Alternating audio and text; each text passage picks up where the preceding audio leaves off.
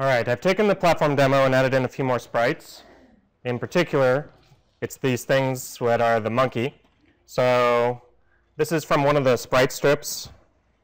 I've actually already pre-done some of the editing I needed to do, so I grabbed all the individual images. So for example, here's this guy here. That's my standing still one. It's made up of 8 different frames. I have a walking one, and I have an attacking one for each of the different directions. And they're various frames, but that's the idea. One other thing that I've done that's fairly important is I've went in and I've modified this thing called the collision mask. So that's this part here. What I've done is I've made it so that I've manually changed the left, right, top, and bottom so that all of these sprites, including the walking, the attacking, the standing, are all the same size mask. So mine are 50 by 50. And I've also placed the center at the very bottom, middle of each of these things. I've actually calculated that from the left and right sides. The reason why I have to do that is when I switch from this sprite to this sprite, I want to make sure that I don't accidentally like put his tail into a wall or something and can't move ever again. That would be silly. So I want to make sure that everything, when it switches from one sprite to another, has exactly the same mask. Now it may be that, for example, in the attack, if I look at the later frames of this, he actually goes considerably beyond his collision mask. I'm okay with that. Eventually, what I'll probably do is actually maybe create a projectile out of here, and that'll do the collision anyway. So you may have never have noticed this before, but in a lot of games, your picture of you actually like overlaps walls and other things a little bit, and that's because the collision mask is actually smaller than what you see on the screen, and that's okay. So let's say that I want to change this avatar here, who's this sprite, into this monkey. So what I'm going to do is I'm going to change into the standing right one to start with. Now the trick is that I don't want to make a billion different objects, because I don't want to have every enemy have to do you collide with the left guy, do you collide with the right guy, do you collide with the guy jumping from the right, all that stuff. That sounds like crazy talk to me. What I would prefer is to have one guy that I just changed the picture of, and all the collisions happen with that one person. So what I'm going to do is, when I press the right key, I'm going to change my sprite, that's this one here, the little red Pac-Man, into monkey walk right. I'm going to start him, well, since I'm continually using the right key, if I said subimage 0, he wouldn't animate because it would set it back to the first frame over and over again. So I'm actually going to set this to a special value called which is -1.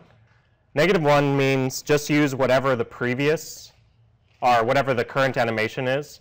So it actually continually goes through the animation. If you say like 0, 1, 2, it'll stop on that one frame. Speed is your animation speed. So let me take a look at that and see what that looks like. That's a little fast. Also, I should probably move my monkey down. That other sprite was a little smaller. Maybe I'll put him up here.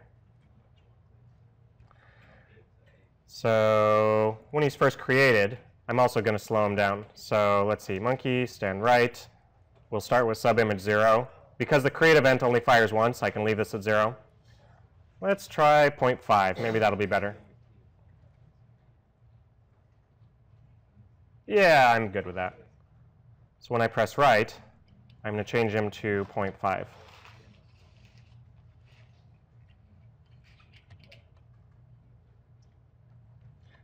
Now, I need to do the left movement as well. And when I release right, I should probably change back into the standing one.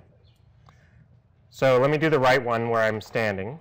So I'm going to change back into monkey, stand right, speed of 0.5. The release right only happens once, so I don't have to worry about the subimage. When I press left, I'm going to change my sprite into the monkey walk left, 0.5. This is the keyboard event, so it continually fires, so I have to worry about the subimage. And when I release left, I'm going to change back into monkey stand left, speed of 0.5. I can leave the subimage alone.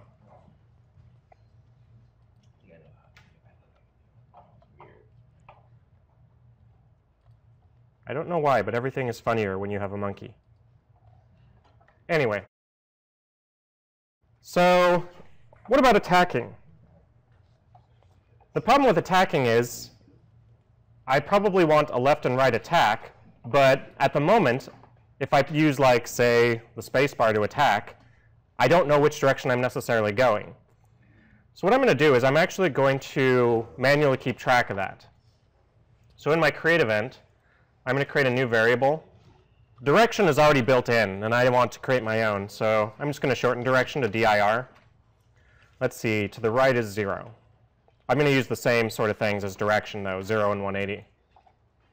So I'm going to set this to 0.